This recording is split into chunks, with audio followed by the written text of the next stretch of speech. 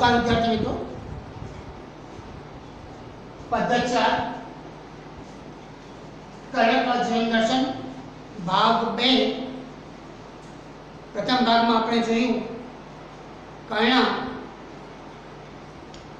પોતાને ગરુડ સમાન માને છે। ગરુડની જેમ જે તકલીફો વેઠીને પોતાનું જીવન વ્યતીત કરે છે એમ કર્ણ પણ પોતાના જીવનમાં જે દુઃખો આવેલા છે એ તમામ દુઃખોને સહન કરી અને આગળ વધે છે। આગળ જોઈએ, होकर समृद्धि सुख के अधीन मानव होता नित्य पक्षी। जो मनुष्य समृद्धि और सुख के अधीन हो जाता है वह मानव का तप और तेज क्षीण हो जाता है, नष्ट हो जाता है। सत्ता किरीट मणिमय आसन करते मनुष्य का तेज हरण। सत्ता मुकुट तेजोमय आसन अर्थात सुख वैभव मनुष्य के तेज को हर लेता है। मनुष्य धन दौलत का गुलाम बनकर अपना तप और तेज खो देता है। राजपद मुकुट और मणि से जड़े हुए सिंहासन मनुष्य का तेज हरण कर लेते हैं। मणिमय आसन, मणि जड़ित सुवर्ण आसन मनुष्य के तेज को क्षीण कर देता है, इसका हरण कर लेता है। नर विभव हेतु ललचाता है पर वही मनुष्य को खाता है। मनुष्य धन संपत्ति को प्राप्त करने के लिए हमेशा ललचाता है। हमेशा मनुष्य अपनी लालच रहती है उसमें कि कैसे किस प्रकार से धन दौलत और वैभव को हम प्राप्त करें। पर कवि यहाँ पर कहते हैं वही मनुष्य को खाता है। मनुष्य अर्थात मनुष्य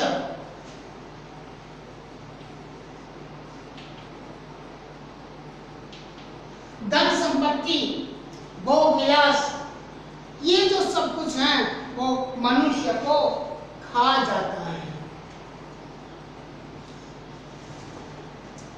चांदनी पुष्प छाया में पल नर गले बने सुमधुर कोमल।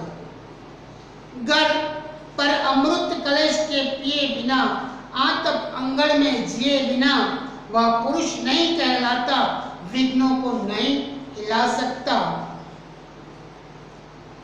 कवि यहां पर कहते हैं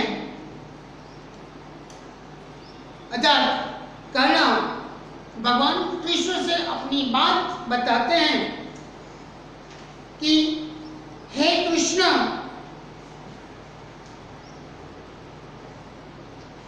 मेरे जैसे जो लोग होते हैं वो सुख उपभोग का पालन नहीं करते और मनुष्य जो है चांदनी अर्थात शीतलता फूलों की छाया में पल बढ़कर बड़ा होता है और रहता है, वो कभी तकलीफों को झेल नहीं सकता है। इसलिए यहाँ पर कहते हैं कि अत्यंत सुख सुविधा में पलकर मनुष्य सुंदर और कोमल बन जाता है। भले बन जाए परंतु पर अमृत कलश का पिए बिना, कभी यहाँ पर कहते हैं कि मनुष्य जो है कष्टों रूपी अमृत को पिए बिना विघ्नों को नहीं हिला सकता। जो कष्टों के अमृत पिए दुख और आंधी सहे वह बिना सहे बिना वह न पुरुष कहलाता है और न विघ्नों को भी पार कर सकता है। वह पुरुष नहीं कहलाता, विघ्नों को नहीं हिला सकता। जो कष्ट रूपी अमृत पाकर इसको पिए बिना न वह मनुष्य कहलाता है या न हम उनके जीवन में आने वाले जो कष्ट हैं, दुख हैं, उन दुखों को हिला सकता है, अतः उसका सामना कर सकता है। उड़ते जो झंझावातों में, पीते जो वारी प्रपातों में। यहाँ पर झंझावात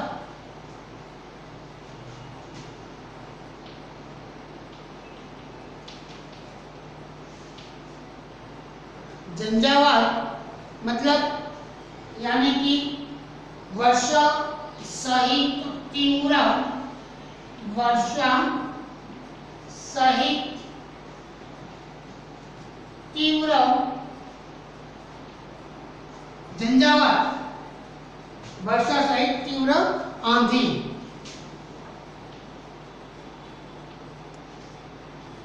आंधी जब आती है तो तूफान, हवा, तेज हवा और बरसात के साथ जो आंधी आती है उसे कहते हैं झंझावात।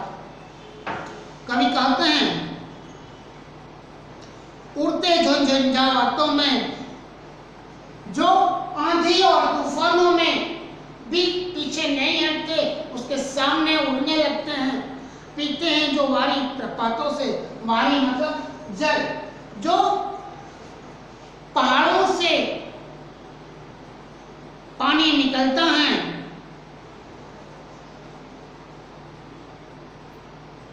अर्थात पहाड़ की के जो पत्थर हैं, जो चट्टाने हैं, उसके ऊपर से जो पानी गिरता है, कवि कहते हैं पीते हैं वारी जो प्रपातों में। जो पक्षी झरनों का पानी पीते हैं, सारा आकाश अयन जिसका, सारा आकाश अयन जिसका, अयन मतलब गति, चार पथ या गमन, सारा गगन, गगन यानी कि आकाश,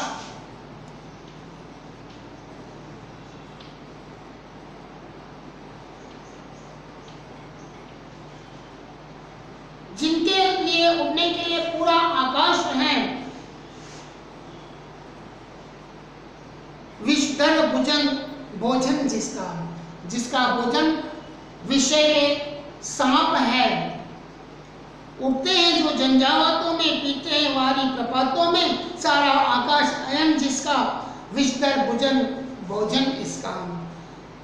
यहाँ कहते हैं कि जिसका सारा आकाश जिनका घर है और विषैले सांप उसके भोजन है, ऐसे गरुड़ ही वे ही फणिबंध छुड़ाते हैं।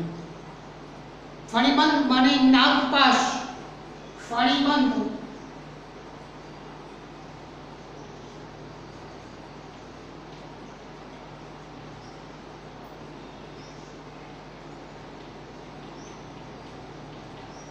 नागपाश। कवि कहते हैं कि ऐसे ही लोग जो हैं, जिसका सारा आकाश, सारा गगन उनका पथ है, उनका रास्ता है, जो झंझावातों में, आंधी और तूफानों में भी आसमान में उड़ने लगते हैं, जिसका भोजन विषैले सांप है, ऐसे ही लोग फणिबंध अर्थात नागपाश छुड़ाते हैं।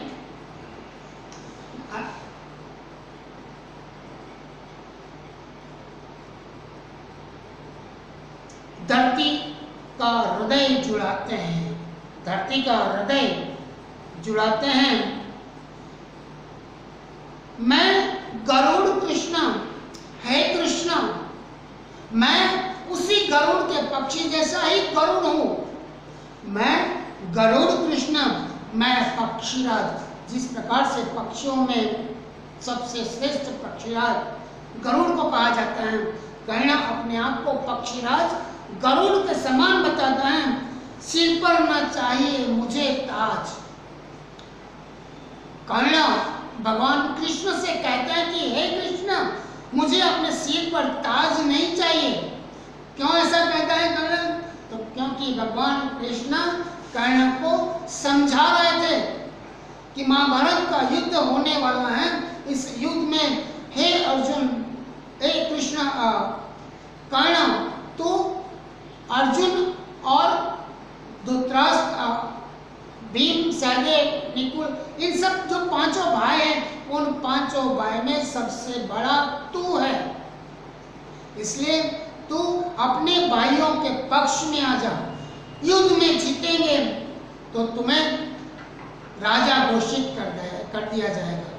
तुम्हारे भाई तुम्हारी सेवा करेंगे। इस प्रकार से भगवान कृष्ण युद्ध के पहले कर्ण के पास जाकर उसे समझाते हैं कि वे दुर्योधन का पक्ष छोड़कर पांडवों के पक्ष में आ जाए। लेकिन कर्ण अपना जो मित्र धर्म है, उस अपने मित्र धर्म को बताते हैं। जिसने उस पर उपकार किया है, उस मित्र का द्रोह वह नहीं कर सकता, ऐसा वह कहता है। और कहता है कि हे कृष्ण, मैं उस गरुड़ पक्षी के समान हूँ। सिर पर न चाहिए मुझे अपने सिर पर मुकुट की जरूरत नहीं है, ताज मुझे पहनना नहीं है, मुझे राजा बनना नहीं है।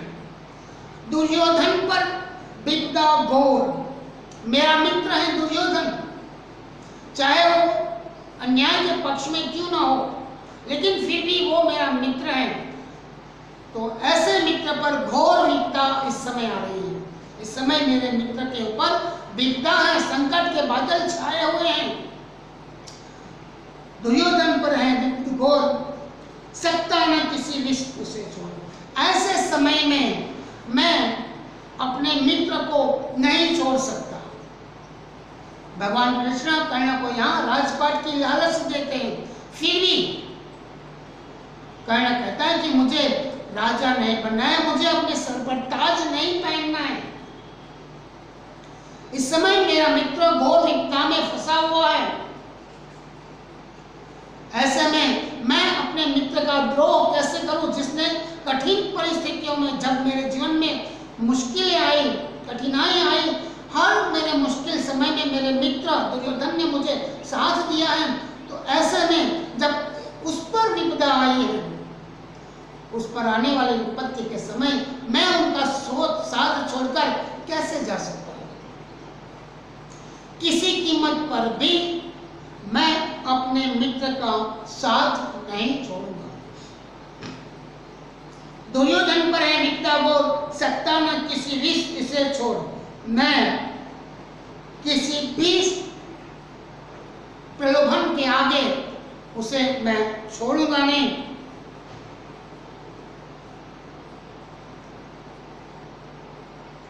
रणखेत पाटना है मुझे, रणखेत पाटना है मुझे, अहिपाश काटना है मुझको। काटना मतलब ढेर लगा देना, काटना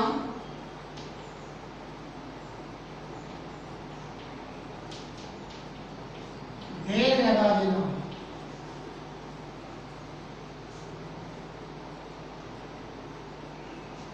अहिपाश, अहिपाश मतलब सांप का बंधन। अहिपाश सांप का बंधन। कर्ण कृष्ण से कहते हैं कि मुझे रणयुद्ध में जाना है और दुश्मनों का ढेर लगा देना है, वहां पर उसे मारकर। रणखेत पाटना है मुझे, अहिपाश काटना है मुझे। जो मुझे तो युद्ध क्षेत्र में जाकर अपने मित्र दुर्योधन के नागपाश को, नागपाश रूपी जो विपत्ति आई है उस विपत्ति रूपी नागपाश को काटना है और अपने मित्र का साथ देना है। यहाँ पर इस प्रकार से जब कृष्ण कर्ण को समझाने के लिए आते हैं तब कर्ण अपना पक्ष उनके सामने रखता है कि वो किसी भी लोभ या लालच में आकर अपने मित्र का साथ नहीं छोड़ सकता। इस प्रकार से कर्ण ने अपने मन के भावों को यहाँ पर व्यक्त किया है। दोस्तों, इस पद्य के स्वाध्याय का उत्तर आपको लिखना है। पद्य का जो भाषांतर है वो भी आपको लिखना है और इसके उत्तरों को तैयार करना है। जय हिंद।